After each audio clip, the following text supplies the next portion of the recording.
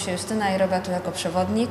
Robię na kopalni Guido w Zabrzu już od dobrych kilku lat. Nawet to nie hobby, ale to jako pasja, nie?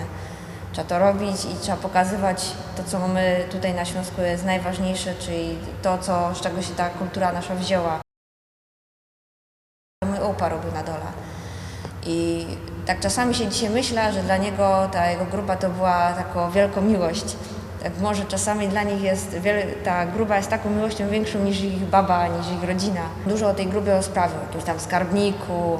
My tak nie bardzo rozumieli, o czym on to godo, tam się niektóre historie jakaś tam pamiętał, ale my tego ani nie rozumieli, albo my tego nawet nie chcieli rozumieć, bo to się tak myślało, a to tam stary opa będzie się gadać o tej grupie, on ino o tym godał, ale dzisiaj się to docenia. Żeby tam kogoś straszyło, to mam nadzieję, że nie. Albo się nikt do tego nie przyznał. A skarbnik to jest taki i dobry, i zły duch kopalni. On ma i pilnować tego, co tu jest najważniejsze, czyli węgla. Ma przestrzegać górników przed tym, żeby się źle na przykład na dole nie zachowywali, żeby dobrze robili. Pierwszym słowem, które trzeba nauczyć ludzi, to jest przywitanie, nie? Żeby wiedzieli, jak się tu zachować, że jak kogoś spotkamy, jakąś inną grupę albo jakichś pracowników, żeby wiedzieli, jak się przywitać, że mają powiedzieć szczęść Boże. Miejsce, w którym się znajdujemy, to nie jest kopalnia, my na to nie godamy kopalnia, to jest gruba. I od tego momentu takiego słowa będę używać. Którzy tam już to słyszeli, jakieś te określenia, ale tak czasami też dla przypomnienia, nie? Kolejnym ważnym słowem, które się czasem nauczyć, to jest szola. To, co my jechali, tym urządzenie, którym my jechali na dół, to nie jest winda, hop, który to obsługuje, to nie jest windziarz, to się nazywa szola.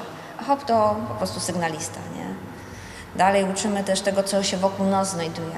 Bo my nie chodzimy po podłodze, na kopalni nazywa się to spąk, a po śląsku trzeba powiedzieć, że to jest zola. Chodzimy po zoli, zola, zol, różnie to tam będą odmieniać. Wokół nas nie ma ścian bocznych i no są ociosy. Jest ocios lewy i ocios prawy, a nad nami jest po prostu strop.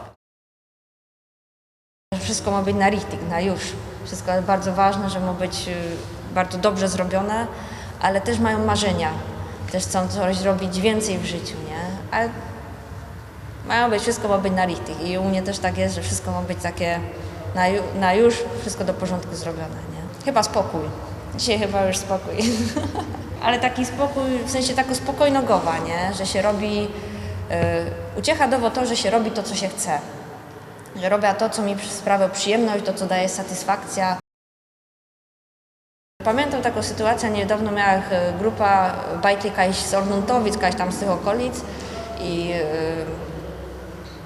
pytam się dzieci, z czego może być wykonana obudowa, z jakiego materiału. No i dzieci mi gadają z płotu. Tak pierwsze co, to człowiek myśli, no czemu oni gadają z płota, że to może być? A widzieli, my mamy między obudową taką siatka. Taki charakterystyczny wzór jest tej siatki. To jest siatka MM-ka. To jest typowo sprzęt górniczy, to na dole do wyłożenia między obudową się stosuje. Ale na Śląsku są z tego zrobione też płoty na powierzchni. I oni myśleli, że to przyszło z wierchu na dół, a nie odwrotnie. Oni już to doskonale znali.